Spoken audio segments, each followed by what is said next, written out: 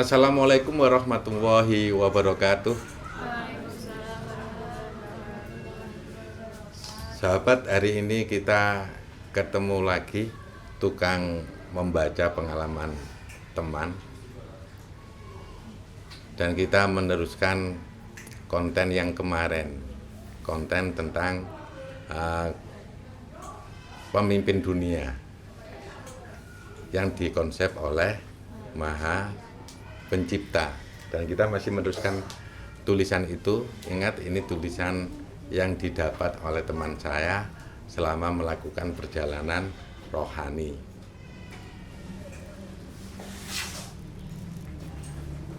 Jadi semoga tulisan ini juga memberikan inspirasi kepada kita semua yang selama ini mungkin kita belum tahu tentang tulisan-tulisan langsung dari Maha Pencipta sendiri. Judulnya Konsep Pemimpin. Ingat, ini ditulis oleh Maha Pencipta. Dia yang punya konsep tentang pemimpin dunia. Sebelum membicarakan tentang konsep pemimpin, aku akan menjelaskan beberapa hal tentang pasca terbentuknya raga. Akunya ini siapa? Maha Pencipta. Akan menjelaskan beberapa hal tentang pasca. Pasca itu sesudah terbentuknya raga. Jadi di konsep ini ada rancangan raga. Masing-masing Tuhan itu membuat konsep untuk dimasukkan ke raga, ke rancangan raga. Maha Pencipta membuat raga dan menentukan kemana langkah raga nanti akan berjalan. Maha Pencipta masih dalam pengkonsepan, ingin bermain-main dengan Tuhan. Berarti para Tuhan berhak bermain dengan adanya ciptaan yang baru ini. Bahkan raga dikeluarkan dari tempatnya. Bahan raga dikeluarkan dari tempatnya dan berada di hadapan Tuhan Maha Pencipta. Jadi bahan raga yang kemarin sempat ditinggal oleh Maha Pencipta, akhirnya tergabung dengan unsur-unsur yang lain, akhirnya sulit dibentuk dan akhirnya memanggil Maha Pemberi bentuk. Biasanya Tuhan Maha Pencipta hanya menjalankan konsep dari Tuhan yang lain. Biasanya kan Tuhan yang lain memberikan satu konsep kepada Maha Pencipta. Yang sekarang ini akan dibalik, bahwa para Tuhan yang lain akan menjalankan konsep dari Tuhan Maha Pencipta. Ya, dengan adanya rancangan raga itu kan membuat sayembara, kan masing-masing Tuhan membuat satu konsep.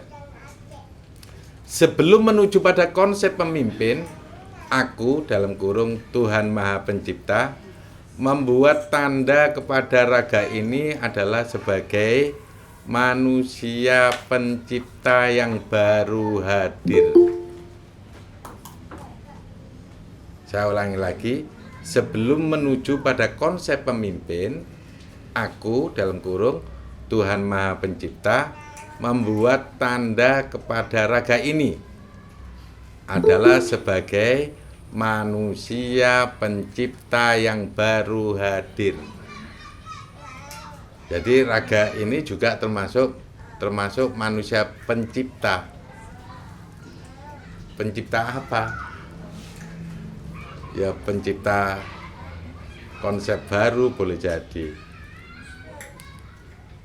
Kamu dikonsep sama Tuhan, dirombak lagi, ya salah satunya ya Maha Pencipta ini membuat satu konsep bahwa ada raga sebagai manusia pencipta. Apa-apa yang menjadi keinginan atau konsep dari para Maha Tuhan yang akan menciptakan, nah ini loh. Apa-apa yang menjadi keinginan atau konsep dari para Maha Tuhan yang akan menciptakan adalah raga ini.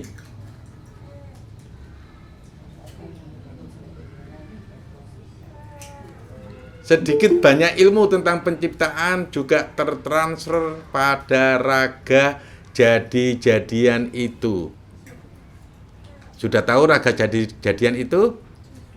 Oke, saya lanjut. Biarkan orang yang lihat konten ini nggak paham, ya sudah. Biar nanti kalau kepin paham, biar kesini aja.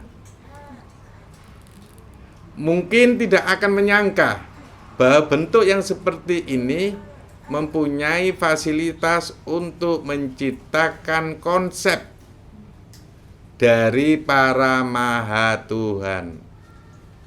Mungkin tidak akan menyangka bahwa bentuk yang seperti ini mempunyai fasilitas untuk menciptakan konsep dari para maha Tuhan. Para maha Tuhan sendiri tidak akan percaya bahwa raga ini akan disetting seperti itu. Jadi itu para maha sendiri tidak akan percaya bahwa raga ini akan disetting seperti itu. Seperti itu seperti yang bagaimana? Hah?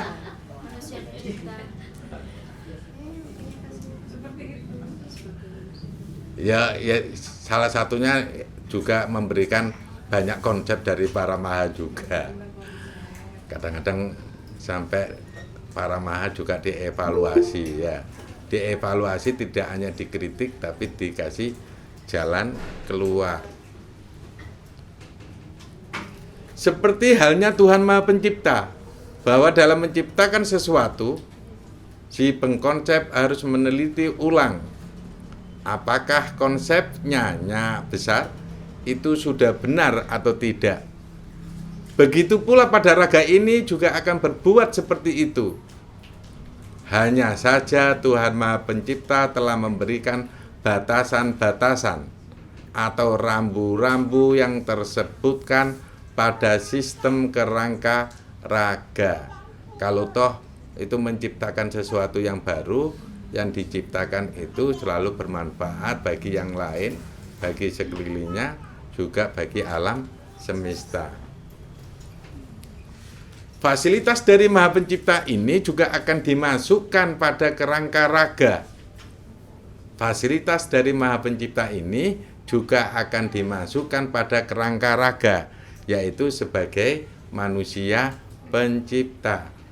Kalau kamu memahami ini, kalau kamu orang yang cerdik, kamu orang yang teliti, kamu orang yang licik, bisa akan dirombak semuanya. Kalau kamu memahami ini, jadi rezeki seret iso dijadi serot. Seperti cuma ya kamu harus mengikuti pola-pola yang diraga tanpa sadar. Ketika kamu mengikuti pola, maka kamu akan dirombak. Dan itu dalam hal apapun. Dalam hal apapun. Seperti contoh tadi Bu Sulis. Saya yang enggak suka musik, tapi dikasih menganalisa tentang musik. Apapun kehidupan. Kehidupanmu, kepingin kamu nyaman aja dan bebas. Kalau kamu mengikuti konsep-konsep yang diberikan, kamu akan menjadi manusia bebas, bukan manusia yang tertekan lagi. Tapi kadang-kadang ketika kamu akan diarahkan ke sana, saya nggak mau dicipta seperti itu, seakan-akan seperti itu. Padahal kalau mau mengikuti, kamu akan dicipta menjadi manusia yang bebas, manusia yang indah, manusia yang bisa membuat nyaman manusia yang lain. Saya kepingin diri saya mau nyaman dengan manusia yang lain, bisa dicipta seperti itu, dirombak seperti itu. Cuma itu kerangka berpikirmu tidak kamu kembangkan. Coba nanti dia ajak bicara apa aja kan, nanti kan dijawab aja. Cuma yang dimaksud manusia pencipta di sini, kamu mau seperti apa dalam hidup ini? Kamu menginginkan seperti apa dalam hidup ini? Kadang-kadang sudah dicipta tapi kamu nggak mau dicipta. Kamu mempertahankan pola-polamu yang dulu. Pola-pola yang menjerumus dalam suasana neraka. Itu yang kadang-kadang tidak terpahami. Ikut aja. Gak mungkin raga menciptakan dirimu menjadi satu sosok yang tidak bermanfaat bagi yang lainnya. Bisa dimengerti ya? Aku membuat konsep itu dulu. Ada lapisan yang aku buat di dalam kerangka. Ada lapisan yang aku buat di dalam kerangka, yaitu lapisan Tuhan yang Maha Pencipta. Oh, kerangka raga ini dikasih lapisan dulu ya. Sehingga Maha Pencipta bisa bekerja pada lapisan tersebut. Lapisan itu akan membantu melakukan perbuatan penciptaan, mencari bahan-bahan yang ada, dirangkai agar menjadi ciptaan yang baru dan harus lucu. Wah, lapisan itu ketika kamu masuk lapisan di penciptaan itu ada satu persyaratan tertentu. Dan kalau menciptakan sesuatu yang baru, di situ salah satunya ada bahan atau rancangan, di situ konsepnya harus lucu.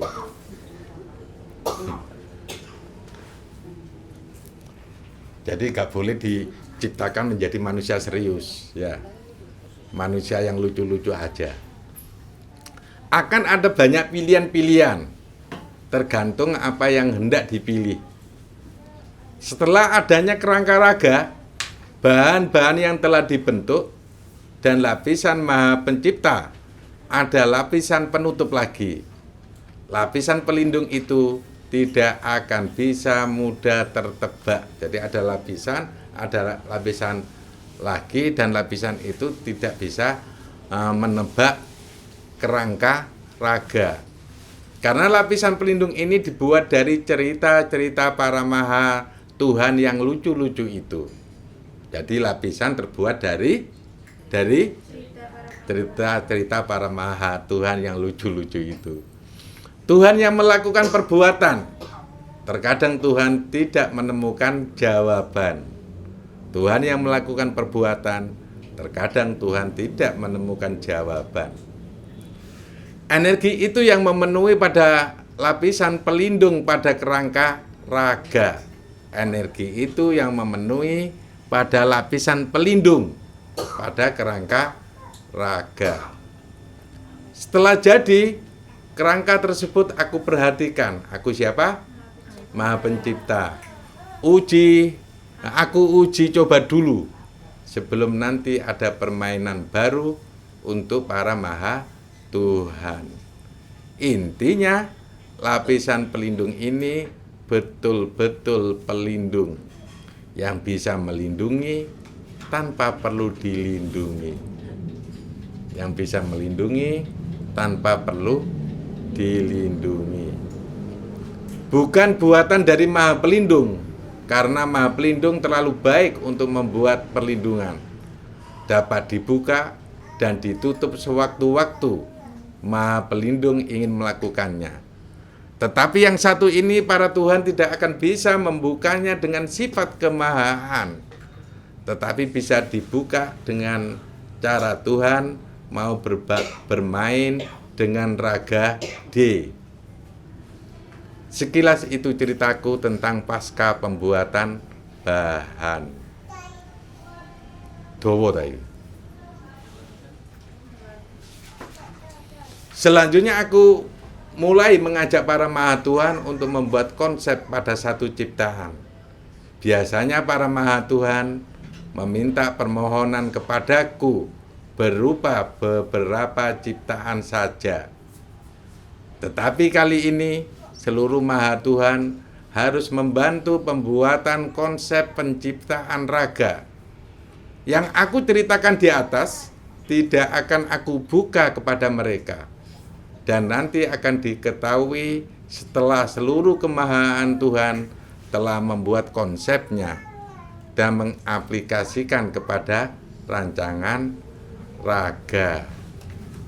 Itulah betapa susahnya Don memikirkan kamu. Tapi tidak akan susah kalau mau menjadi sahabat kamu. Karena kamu adalah bikinan Tuhan Maha Pencipta. Mau tidak mau, kamu adalah sahabatku. Ini ceritanya Maha Pencipta ketika berhadapan dengan sosok yang akan dijadikan pemimpin para pemimpin. Ya, seperti itu. Jadi Donnya Don sana ya. Kalau sudah jadi sahabatku Don, nikmatilah persahabatan kita bersama-sama. Jangan mengkhianati apa yang sudah terjadi padamu. Kalau kepadaku tidak masalah dikhianati atau tidak. Konsep pemimpin sudah mulai dituliskan oleh Maha Suci. Itu sudah hampir banyak mewakili apa yang menjadi konsepku kepada tubuhmu. Ya memang begitu ceritanya seorang pemimpin dunia. Apa yang ditulis oleh Maha Suci sebenarnya dia mengutip dari tulisanku yang ada pada buku ini. Tapi yang di bukunya Maha Suci memang mengutip dari Maha Pencipta. Tapi ada yang belum terbahas pada buku Maha Suci. Maha Pencipta berbicara.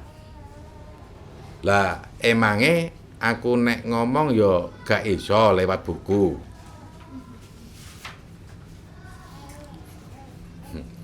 Jadi Maha Pencipta kepingin ngomong lewat tulisannya, ngomong lewat buku.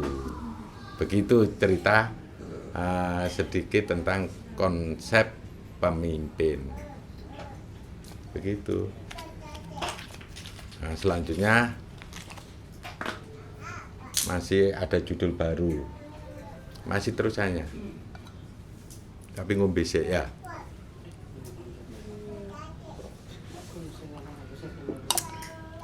Ngombe sik, ngopi sik, ngopi sik. Rokokan sik.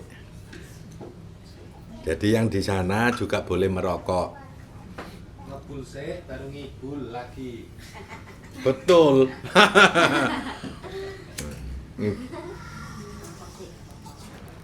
Ngebul sik baru ngibul. Cek engko iso kebul.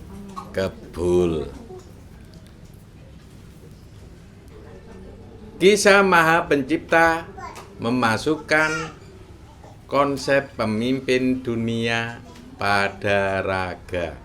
Itu judulnya.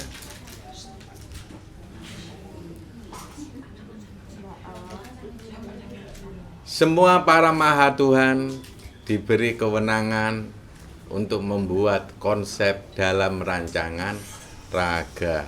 Kalau diilustrasikan itu ada rancangan raga dan masing-masing para Tuhan itu membuat satu konsep di dalam rancangan raga. Maha Pencipta juga mempunyai hak untuk pembuatan konsep pada raga, mengukur kembali, melanjutkan misi dari Maha Pencipta dalam pembuatan manusia sebagai seorang pemimpin.